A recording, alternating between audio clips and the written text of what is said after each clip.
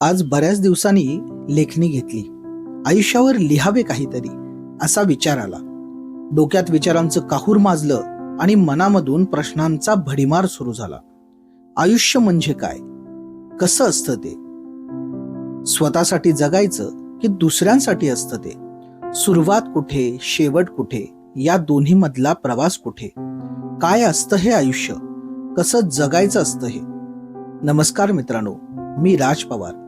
आज या पॉडकास्टमध्ये आयुष्य म्हणजे काय या प्रश्नाचं उत्तर गवसतंय का हे पाहणार आहोत. आयुष्य कसं असतं ना, जन्म, बालपण, कौमार्य, प्रौढत्व, वृद्धपणपर्यंतचा प्रवास करत मृत्यूला येऊन संपून जातं. या आयुष्याच्या पुस्तकाला 3 पाने. पहिल्या पानावर जन्म आणि शेवटच्या पानावर मृत्यू हे विधात्याने आधीच लिहून ठेवलंय. मधल्या पानावर आयुष्य कसं जगायचं हे मात्र आपणच लिहायचं असतं.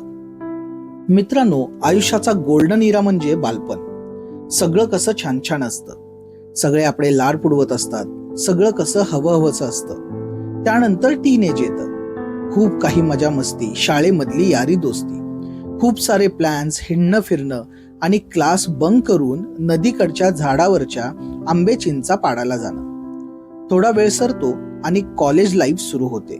आयुष्य कुमार वयातून तारुण्याकडे सरकतं आणि सुरवंटाला पंख फुटून त्याचं फुलपाखरू होतं ना, आणि ते बागेत बागडायला लागतं. अगदी तसं काही आपल्या सवे होतं. आपल्यालाही वाटतं की पंख पसरून या आकाशाला गवसणी घालावी, आपली स्वप्न पूर्ण करावीत, हॉबीज किंवा पॅशन फॉलो करावं. या सगळ्या गोष्टींची रेलचेल सुरूच असते की कॉलेज लाईफ संपते आणि प्रौढत्व येतं आणि खांद्यावर घरच्या जबाबदाऱ्या येऊन पडतात.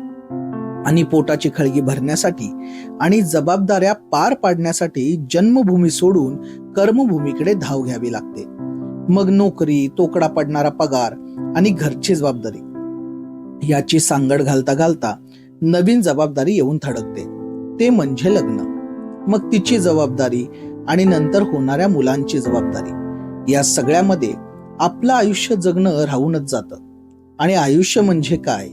कुणासाठी असतं ते? स्वतःसाठी जगायचं की दुसऱ्यांसाठी असतं ते?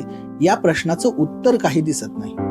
हे स्त्री आणि पुरुष हे दोघांच्या बाबतीत घडतं. एक स्त्री आपला माहेरचा उंबरठा ओलांडून अनोळख्या घरात प्रवेश करते आणि तिथल्या प्रत्येकासाठी वेगवेगळ्या नात्यांच्या रूपाने सहकारी होते आणि कर्ता पुरुष सगळ्यांची जबाबदारी घेतो. आता प्रश्न उरतो की या सगळ्या जबाबदाऱ्यांमध्ये जो आपला सर्वात जवळचा मित्र म्हणजे आपण स्वतः असतो, त्याला हरवू द्यायचं का? त्यालाही जगायचंय. स्वच्छंदीपणे या आकाशात उंच भरारी घेऊन तरंगत राहायचंय. स्वतःची स्वप्न पूर्ण करायची आहेत आणि एक स्वतंत्र ओळख निर्माण करायची आहे. पॅशन फॉलो करायचंय. या विचारांच्या उठलेल्या वादळाचं एकच उत्तर: जे हवंय ते मिळवण्याचा प्रयत्न करा. आपला सर्वात जवळचा मित्राला या अपेक्षेच्या गर्दीमध्ये हरवू देऊ नका. नवीन कला आत्मसात करा. एखादं वाद्य वाजवता येते का ते पहा. ट्रॅव्हल करा. नवनवीन जागा एक्सप्लोर करा. नवीन लोकांना भेटा. इतर जबाबदाऱ्या तर चालूच राहतील, पण आपल्यावर स्वतःची सुद्धा जबाबदारी आहे हे विसरू नका. यावेळी नवरा माझा नवसाचा या मराठी फिल्म मधलं सोनू निगमनी गायलेलं गाणं आठवलं. हिरवा निसर्ग हा भवतीने, जीवन सफर करा मस्तीने, मन सरगम छेडा रे, जीवनाचे गीत गारे, गीत गारे धुंद भारे, नवे पंख पसरा, उंच उंच लहरा, नवे पंख पसरा, उंच उंच लहरा, भिर भिरणारे गीत गारे, गीत गारे धुंद भारे. बस असंच काही प्रकारे स्वच्छंदी मनाने जगा मित्रांनो. आयुष्य सुंदर आहे, त्याला फुलवून अधिकच सुंदर करायचंय. चार्ली चॅप्लिनने म्हणलंच आहे की आयुष्यात काहीच परमनंट नसतं, अगदी तुमचे प्रॉब्लेम सुद्धा.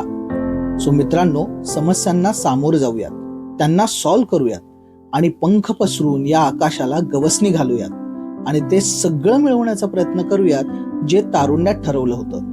विंदा करंदीकर म्हणतात, असे जगावे दुनियेमध्ये आव्हानाचे लावून उत्तर, नजर रोखुनी नजरेमध्ये आयुष्याला द्यावे उत्तर, असे दांडगी इच्छा ज्याची मार्ग तयाला मिळती सत्तर, नजर रोखुनी नजरेमध्ये आयुष्याला द्यावे उत्तर. सो मित्रांनो, दिलखुलास जगा आणि आनंदी राहा. लवकरच भेटूयात एका नवीन पॉडकास्टमध्ये नवीन विषयासोबत. तोपर्यंत जय हिंद, जय महाराष्ट्र, जय शिवराय.